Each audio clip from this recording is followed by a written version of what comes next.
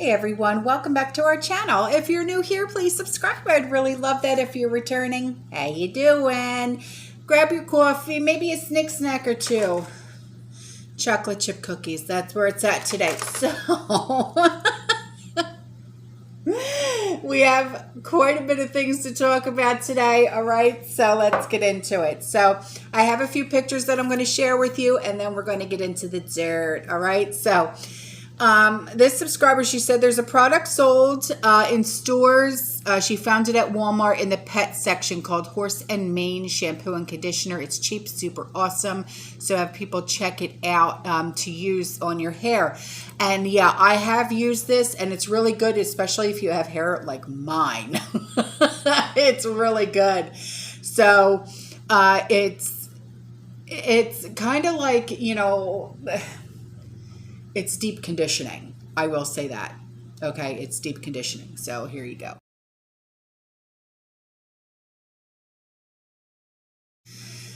And for those of you that are still looking for your substitution when it comes to baby formula, here you go.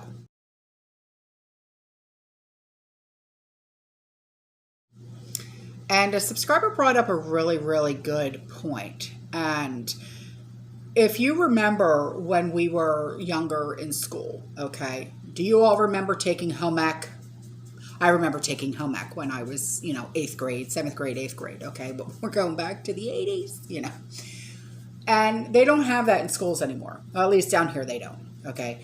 And she brought up a point that I feel is very, you know, rational. Food preservation should be taught in schools. Yeah, I agree. I wholeheartedly agree.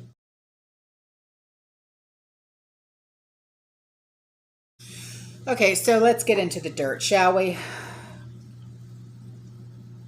Sometimes you just gotta, you know, get the coffee before you do anything else. You know, it's like, it's my saving grace. So anyway, if you think that, you know, of all the shipping containers, okay, think of them as red blood cells, okay?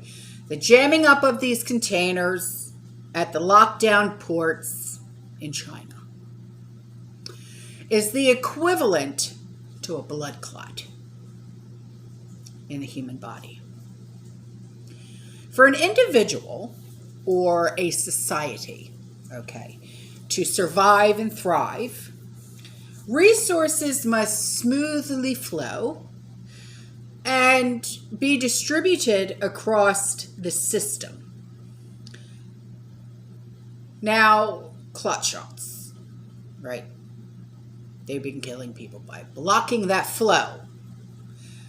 Just as deliberate shutdowns of port cities created economic arterial blockage with devastating effects.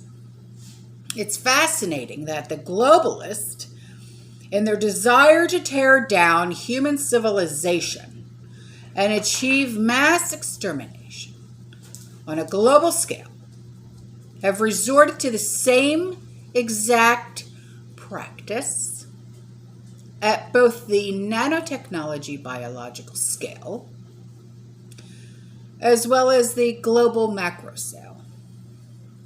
Now, China, their punishing lockdown of Shanghai is obviously contrived, but Western nations can't condemn China for the lockdown since they did the same thing to their own citizens, if you remember. The strategic goal of these lockdowns is twofold. One, eliminate political dissidents by starving them out. Okay, you've seen the videos of what's happening in China. People are screaming out their windows saying we're starving. Okay, even if it means starving an entire building of innocent people at the same time. Number two, disrupting the supply chain of parts and materials to Western nations, wounding their economies and hampering their ability to manufacture munitions, weapon systems, which are being sent to a big U to fight the big R. In doing this, China is giving the entire global economy a heart attack. And it's not clear whether the patient will survive. Case in point, Raytheon is now saying it can't make any Stinger missiles until 2023. And plans for an updated design of the Stinger missile won't even begin to be manufactured until 2027. We would point out that America as we know it likely won't exist by 2027. So the entire timeline is moot. This is a screaming warning sign that America can't manufacture weapons of war with any degree of timeliness or volume. And that means America can't defend itself against an invasion waged by China. Meanwhile, the International Energy Agency is calling for climate lockdowns to reduce fossil fuel usage, apparently realizing that since the Rona lockdowns didn't exterminate enough people or crush the economy with the desired level of carnage, they need a whole new excuse for yet more lockdowns. Yeah. Some of their harebrained suggestions include criminalizing people who drive vehicles on Sunday, which smacks an attack against churchgoers. Is the IEA really suggesting having armed roadway checkpoints every Sunday, arresting or ticketing people who dare to drive their own private vehicles on that day? This will only jam up the roads on Saturdays and Mondays, likely causing the burning of far more fossil fuel, since people will be stuck in traffic, idling in their vehicles. And these climate tyrants are out of their minds insane, as if they are running a kind of death cult that seeks the complete destruction of human civilization. So, what are your thoughts on that? But yet, what are your thoughts on this? This is something that we have covered many times, but yet more and more things come out about it all the time. And we seem to be more and more surprised every time. So I ask you, who controls the food supply? Controls the people, yes? Who controls the energy can control who, or whole rather, conscience.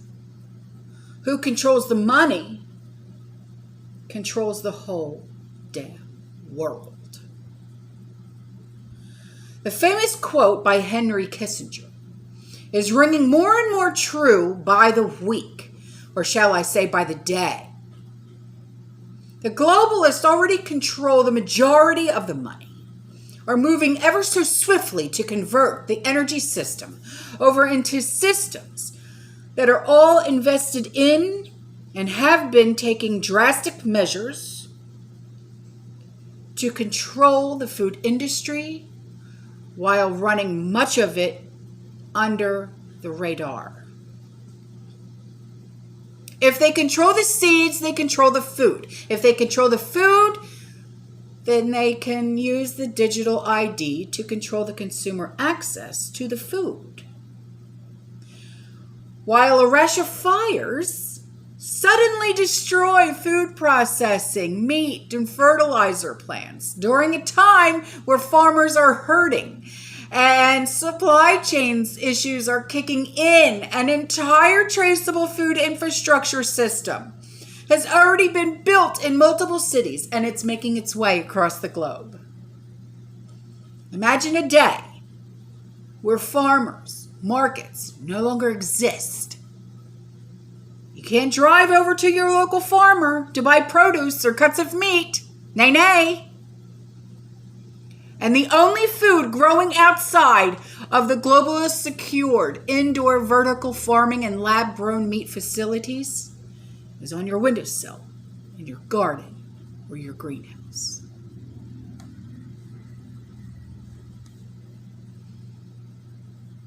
Is your brain going yet?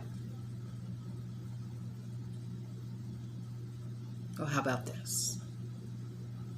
The food industry is already monopolized by 10 companies. The majority of which include Vanguard and BlackRock. We've talked about those how many times? As top shareholders. What happens when they control all of the seeds, the produce, and the meat too? What happens? What happens when produce and meat are all grown inside secured facilities after a gene splice or inside a petri dish? And farmland becomes dormant due to overreaching regulations, lack of supplies, and manufactured inflation.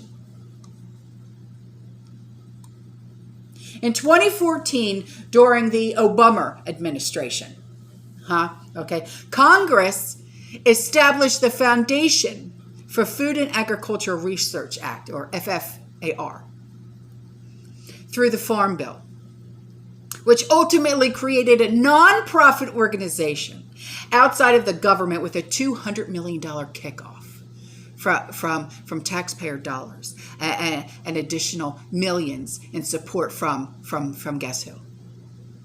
Guess who? Billy Boy. Okay, yeah, okay. And USDA Secretary Vilsack, okay, Vilsack, okay, they announced its creation on July 23rd, 2014, stating that they were appointing a 15-member board of directors, which unsurprisingly included Deputy Director Dr. Robert Horsch, and that's Horsch, of the Bill and Melinda Gates Foundation. Yeah, how surprising is that? And high-ranking employees from Cargill, Cargill, and the Aspen Institute, among others. And this new foundation would leverage public and private resources to increase the scientific and technological research, innovation, and partnerships critical to boosting America's agricultural economy. April 2nd, 2019. FFAR announced they were launching Precision Indoor Plants Consortium, a public-private partnership consisting of indoor growers, breeders, and genetics companies, including Aero Farms, BASF, Benson Hill Biosystems, Fluence Bioengineering, Green Venus, Japan Plant Factory, and Priva, Priva. Their focus is on 5 key crops: lettuce, tomatoes, strawberries, cilantro, blueberries, with a goal to advance speed breeding and to alter chemicals produced in plants that impact flavor, nutrition, and medicines. Now, as quickly as Billy Boy was buying up farmland, you remember when all that happened, right? Because he wanted to grow all the potatoes for McDonald's French fries, right? Yeah.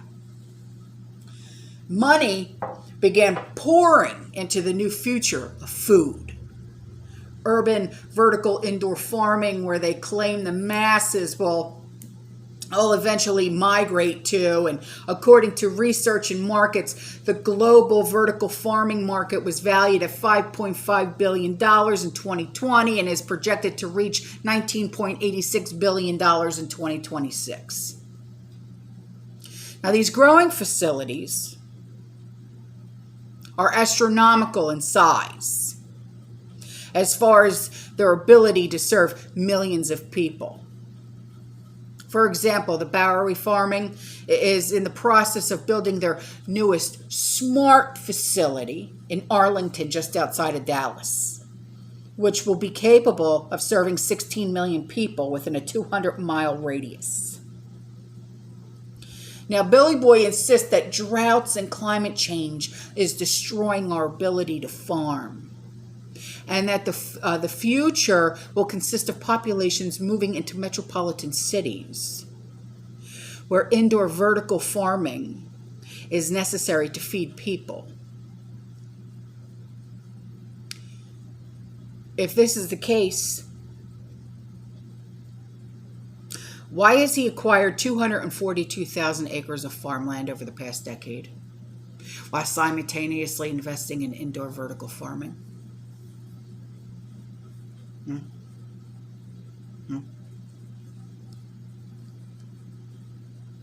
Answer that, Nancy Drew.